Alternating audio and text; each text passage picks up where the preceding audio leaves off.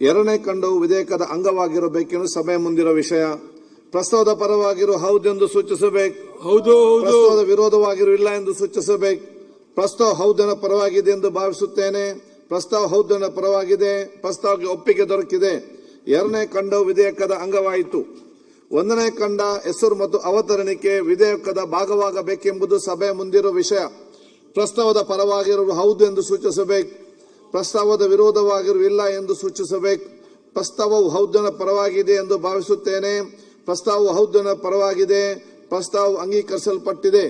ಒಂದನೇ ಖಂಡ ಹೆಸರು ಮತ್ತು ಅವತರಣಿಕೆ ವಿಧೇಯಕದ ಅಂಗವಾಗಿದೆ. ಮಾನ್ಯ ಸಚಿವರು. ಮಾನ್ಯ ಅಧ್ಯಕ್ಷರೇ, ವಿಧೇಯಕವನ್ನು ಅಂಗೀಕರಿಸಬೇಕೆಂದು ಕೋರುತ್ತೇನೆ. ಪ್ರಸ್ತಾವವನ್ನು ಮಂಡಿಸಲಾಗಿದೆ. ಅದನ್ನೀಗ ಸಭೆ ಮತಕ್ಕೆ ಹಾಕುತ್ತೇನೆ. 2020 ಸಾಲಿನ ಕರ್ನಾಟಕ ಪೊಲೀಸ್ ತಿದ್ದುಪಡಿ ವಿಧೇಯಕವನ್ನು ಈ ಸಭೆ ಅಂಗೀಕರಿಸಬೇಕು. ಪ್ರಸ್ತಾವದ ಪರವಾಗಿರುವ ಹೌದು ಎಂದು ಸೂಚಿಸಬೇಕು. ಪ್ರಸ್ತಾವದ ವಿರೋಧವಾಗಿರುವ ಎಂದು ಸೂಚಿಸಬೇಕು. ಪ್ರಸ್ತಾವವು ಹೌದನ ಪರವಾಗಿದೆ ಎಂದು ಭಾವಿಸುತ್ತೇನೆ. ಪ್ರಸ್ತಾವ ಹೌದನ ಪರವಾಗಿದೆ. ಪ್ರಸ್ತಾವ ಅಂಗೀಕರಿಸಲ್ಪಟ್ಟಿದೆ ಮತ್ತು ವಿಧೇಯಕಕ್ಕೆ ಅನುಮೋದನೆ ದೊರಕಿದೆ. ಮುನ್ಸಿಪಾಲಿಟಿ. ಸನ್ಮಾನ್ಯ ಸಭಾಧ್ಯಕ್ಷರೇ, 2026ನೇ ಸಾಲಿನ ಕರ್ನಾಟಕ ಮುನ್ಸಿಪಾಲಿಟಿಗಳ ಮತ್ತು ಕೆಲವು ಇತರ ಕಾನೂನು ವಿಧೇಯಕವನ್ನು ಪರ್ಯಾಲೋಚಿಸಬೇಕೆಂದು ಸೂಚಿಸುತ್ತೇನೆ. 2020 ಪರ್ಯಾಲೋಚನಾ ಪ್ರಸ್ತಾವನೆಗೆ ಸಭೆ ಮತಕ್ಕೆ ಹಾಕುತ್ತೇನೆ. 2020 ಸಾಲಿನ ಕರ್ನಾಟಕ ಮುನ್ಸಿಪಾಲಿಟಿಗಳ ಮತ್ತು ಕೆಲವು ಇತರ ಕಾನೂನು ತಿದ್ದುಪಡಿ ವಿಧೇಯಕವನ್ನು ಪರ್ಯಾಲೋಚಿಸುತ್ತದೆ ಎಂಬ ವಿಷಯವು ಸಭೆಯ ಮುಂದೆ ಇದೆ. ಪ್ರಸ್ತಾವದ ಪರವಾಗಿರುವ ಹೌದು ಎಂದು ಸೂಚಿಸಬೇಕು. ಪ್ರಸ್ತಾವದ ವಿರೋಧವಾಗಿರುವ ಎಂದು ಸೂಚಿಸಬೇಕು. ಪ್ರಸ್ತಾವ ಹೌದನ ಪರವಾಗಿದೆ ಎಂದು ಭಾವಿಸುತ್ತೇನೆ. ಪ್ರಸ್ತಾವ ಹೌದನ ಪರವಾಗಿದೆ. ಪ್ರಸ್ತಾವಕ್ಕೆ ಅನುಮೋದನೆ ದೊರಕಿದೆ. ಮಾನ್ಯ ಸಚಿವರು ವಿವರಿಸಿ. ಸಭಾಧ್ಯಕ್ಷರೇ, Karnataka municipal and certain other loss ಇದಕ್ಕೆ ನಾವು ಸ್ವಲ್ಪ ತಿದ್ದುಪಡಿಯನ್ನು ತಗೋಬರ್ತಾ ಇದ್ದೀವಿ ಸಭಾಧ್ಯಕ್ಷರೇ. ಈಗ ಇಡೀ ರಾಜ್ಯದಲ್ಲಿರುವಂತಹ ULBಗಳಲ್ಲಿ ಸಭಾಧ್ಯಕ್ಷರೇ, ಮುಂಚೆ ಟ್ಯಾಕ್ಸ್ ಅಂತ ಇತ್ತು ಸಭಾಧ್ಯಕ್ಷರೇ. ಆ ಟ್ಯಾಕ್ಸ್ ಅಂತ ಪದವನ್ನು ತೆಗೆದು ಈಗ ಶುಲ್ಕ ಅಂತ ನಿಗದಿ ಮಾಡ್ತಾ ಇದ್ದೀವಿ ಸಭಾಧ್ಯಕ್ಷರೇ. ಆಲ್ರೆಡಿ ಈಗ ಗ್ರೇಟರ್ ಬ್ಯಾಂಗ್ಳೂರಲ್ಲಿ ಟ್ಯಾಕ್ಸ್ ಅನ್ನೋದನ್ನ ಶುಲ್ಕ ಆಗಿ ಪರಿವರ್ತನೆ ಮಾಡಿ ಇದನ್ನ ಶಬ್ದವನ್ನು ಚೇಂಜ್ ಮಾಡ್ತಾ ಇದ್ದೀವಿ ಸಭಾಧ್ಯಕ್ಷರೇ. ಮತ್ತೆ ಇಡೀ ರಾಜ್ಯದಲ್ಲಿರುವಂತಹ ಎಲ್ಲ ಅಡ್ವರ್ಟೈಸ್ ಇವ್ರ ಹತ್ರ ನಾವು ಅವರನ್ನ ಶುಲ್ಕ ನಾವು ತಗೋತಾ ಇದ್ದೀವಿ ಸಭಾಧ್ಯಕ್ಷರೇ. ಯಾಕಂದ್ರೆ ಬಹಳಷ್ಟು ವರ್ಷಗಳಿಂದ ಸಭಾಧ್ಯಕ್ಷ ಶುಲ್ಕ ಕಡ್ದೇನೆ ಅವರು ಅಡ್ವರ್ಟೈಸ್ ಬೋರ್ಡ್ಗಳಾಗ್ತಾ ಇದ್ದಾರೆ. ಸರ್ಕಾರಕ್ಕೆ ಬಹಳಷ್ಟು ಲಾಸ್ ಆಗ್ತಾ ಇದೆ ಸಭಾಧ್ಯಕ್ಷರೇ. ಈ ಜಾಹೀರಾತುಗಳ ಮೇಲೆ ಶುಲ್ಕ ವಿಧಿಸ್ತೀವಿ ಮತ್ತೆ ಅದನ್ನು ಸಂಗ್ರಹಣೆ ಮಾಡಿ ಕೊಡ್ತೀವಿ ಸಭಾಧ್ಯಕ್ಷರೇ. ಮತ್ತೆ ಅನಧಿಕೃತವಾದ ಜಾಹೀರಾತುಗಳನ್ನ ಯಾರು ಹಾಕಿದ್ದಾರೆ ಅವನ್ನೆಲ್ಲ ಹೊಡೆದಾಕೋದು, ಡೆಮಾಲಿಷನ್ ಮಾಡೋದು ಸಭಾಧ್ಯಕ್ಷರೇ. ಮತ್ತೆ ಹಾಗೆ ತಗೊಂಡ್ ಬಂದಂತ ಶುಲ್ಕವನ್ನ ಲೋಕಲ್ ಬಾಡಿಗಳು ಕೊಟ್ಟು ಅವರಿಗೆ ಸಹಾಯ ಆಗಲಿ ಅಂತ ನಾವು ಈ ಶುಲ್ಕಗಳನ್ನ ವಿಧಿಸ್ತಾ ಇದ್ದೀವಿ ಸಭಾಧ್ಯಕ್ಷ.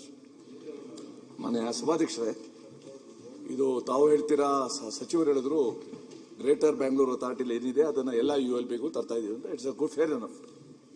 ನಾವು ಟ್ಯಾಕ್ಸ್ ಬದಲು ಶುಲ್ಕ ಫೀ ಹಾಕ್ತೀವಿ ಅಂತ.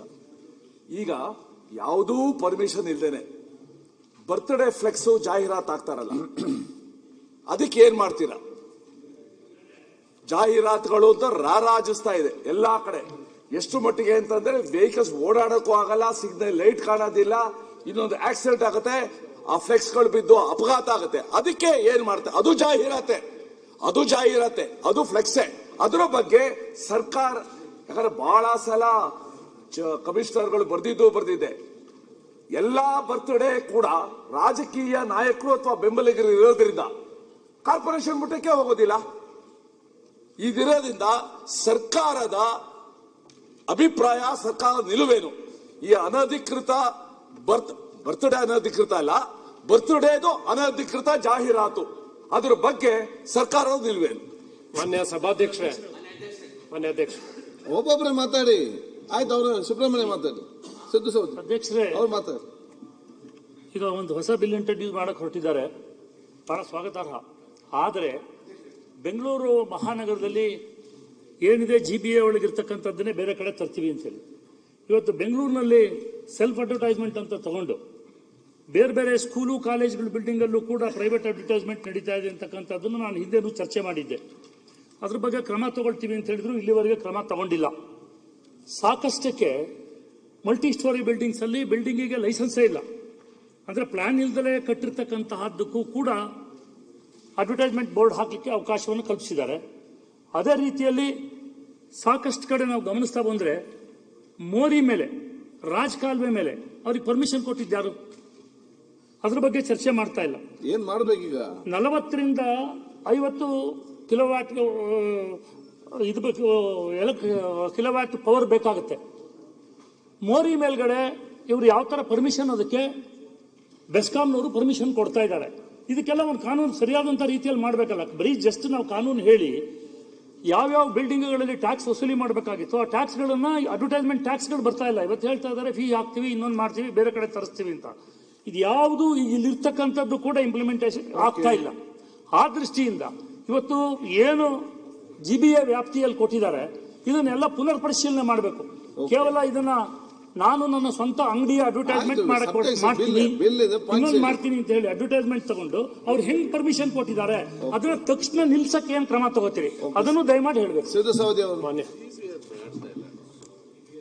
ಮಾನ್ಯ ಅಧ್ಯಕ್ಷರೇ, ಏನ್ ತಿದ್ದುಪಡಿ ಬಿಲ್ ಏನ್ ತರಾತಾರೆ ಇದನ್ನ ನಗರಸಭೆ ವ್ಯಾಪ್ತಿಯೊಳಗ, ಮಹಾನಗರ ಸಭೆಯೊಳಗ, ಈ ಬಿಲ್ಲಿನೊಳಗ ಏನ್ ಹೇಳ್ತಾರಂದ್ರ ಪ್ರೈವೇಟ್ ಬಿಲ್ಡಿಂಗ್ ಮೇಲೆ ನೀವು ಪ್ರದರ್ಶನ ಮಾಡಿರೂ ಸಹಿತ ಟ್ಯಾಕ್ಸ್ ನಗರಸಭೆ ಕಟ್ಟಬೇಕನ್ನುವಂಥದ್ದನ್ನು ತಂದಿದ್ದಾರೆ. ಕೆಲವೊಂದು ಊರಾಗ ಜಾತ್ರೆಗಳಾಗ್ತವೆ. ಜಾತ್ರೆ ದಿವಸ ಎಲ್ಲರೂ ಭಕ್ತರು ಪ್ರದರ್ಶನ ಮಾಡ್ತಾರೆ, ಕಟೌಟ್ಸ್ಗಳನ್ನು ಪ್ರದರ್ಶನ ಮಾಡ್ತಾರೆ. ಅವರು ಯಾವ ಬಿಲ್ಡಿಂಗ್ ಮೇಲೂ ಕಟ್ಟಂಗಿಲ್ಲ. ಅದರ ನಗರಸಭೆ ಜಾಗದಾಗ ರಸ್ತೆ ಮೇಲೆ ಅವ್ರ ಇದು ಸೋಟುಗಳನ್ನು ನಿಲ್ಲಿಸಿ ಅದ್ರ ಮ್ಯಾಗ ಕಟ್ತಾರೆ, ಇಡೀ ಊರೆಲ್ಲ ಕಟ್ತಾರೆ. ಅದು ಯಾವ ರೀತಿ ಮತ್ತು ಇವರು ವಸೂಲಿ ಈಗ ಹೇಳಿಬಿಡ್ಲಿ ಎಷ್ಟು ವಸೂಲಿ ಮಾಡ್ಯಾರ ಇವರು. ನಿರಂತರವಾಗಿ ನಗರಸಭೆಯೊಳಗ ಕಟೌಟ್ಗಳು ರಾಜಕೀಯ ಮುಖಂಡರು ನಮ್ಮನ್ನು ಹಿಡ್ಕೊಂಡು ರಾರಾಜಿಸ್ತಾವ. ಒಂದು ಪೈಸಾ ನಗರಸಭೆಗೆ ಟ್ಯಾಕ್ಸ್ ಕಟ್ಟಂಗಿಲ್ಲ ಯಾರು. ಮತ್ತಾಯ್ತಾ ಅವ್ರು ಪರ್ಮಿಷನ್ ತಗೊಂಡು ಅವರು ಕಟೌಟ್ ಪ್ರದರ್ಶನ ಮಾಡಿದ ಬಳಿಕ ಲಿಮಿಟ್ ಇರ್ತದಲ್ಲ, ಅದಕ್ಕೆ 2 ದಿನ 3 ದಿನ ತೆಗಿಬೇಕಲ್ಲ. ಉಳಿದ ಪಕ್ಷದವರು 2 ದಿನದಾಗ ಕಿತ್ತು ಹಾಕ್ತಾರೆ, ಒಯ್ತಾ. ಆದ್ರ ಆಡಳಿತ ಪಕ್ಷದವ್ರು ತಿಂಗಳಗಟ್ಲೆ ಹಂಗ ಮೆರಿತಿರ್ತಾವ. ಇದು ತಾರತಮ್ಯ ಆಗ್ತದ. ಅದಕ್ಕೆ ಒಂದು ನಿರ್ದಾಕ್ಷಿಣ್ಯ ಕ್ರಮ ತಗೊಳ್ರಿ. ನಮ್ದು ಅಭಿಪ್ರಾಯ ಏನು, ನೀವು ಪ್ರೈವೇಟ್ ಬಿಲ್ಡಿಂಗ್ ಮ್ಯಾಗ ಕಾಲೇಜು ಇತರೆ ಫಂಕ್ಷನ್ಗಳು ತಮ್ಮ ಮನಿ ಮೇಲೆ, ತಮ್ಮ ಅಂಗಡಿ ಮೇಲೆ ಅವ್ರು ಪ್ರದರ್ಶನ ಮಾಡ್ಲಿಕ್ಕೆ ಅದನ್ನ ಕೈ ಬಿಟ್ಟರೆ ಚಲೋ ಇರ್ತೈತಿ, ಒಳ್ಳೇದಿರ್ತೈತಿ. ಲಿಮಿಟೆಡ್ ಹಾಕಾವ್. ಈಗ ಈ ಸಾರ್ವಜನಿಕ ಯಾವುದೇ ಸರ್ಕಾರಿ ಆಸ್ತಿ, ಸಂಘ ಸಂಸ್ಥೆಗಳ ಆಸ್ತಿ ಮೇಲೆ ನೀವು ಪ್ರದರ್ಶನ ಮಾಡಿದ್ರೆ ನೀವು ಶುಲ್ಕ ವಸೂಲು ಮಾಡಿ. ಓಕೆ, ನೀವು ಎಲ್ಲದ್ರಾಗೂ ಪ್ರೈವೇಟ್ದಾಗೂ ನೀವು ಮಾಡಂಗಿಲ್ಲ ಅಂದ್ರೆ ನೀವು ಎಲ್ಲಿ ಮಾಡ್ಬೇಕಾಗಿಂತ.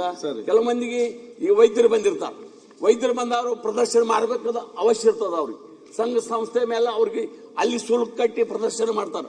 ಅದಕ್ಕೂ ನಿರ್ಬಂಧನೆ. ನಿಮ್ಮ ನಗರಸಭೆಗೆ ಟ್ಯಾಕ್ಸ್ ಕಟ್ಟಬೇಕಂದ್ರೆ ಅವ್ರು ಎಲ್ಲಿ ಹೋಗ್ಬೇಕು, ಅದ್ರ ಬಗ್ಗೆ ಆಲೋಚನೆ ಮಾಡಬೇಕು. ಪ್ರೈವೇಟ್ ಆಸ್ತಿಗಳ ಮೇಲೆ ಇದನ್ನ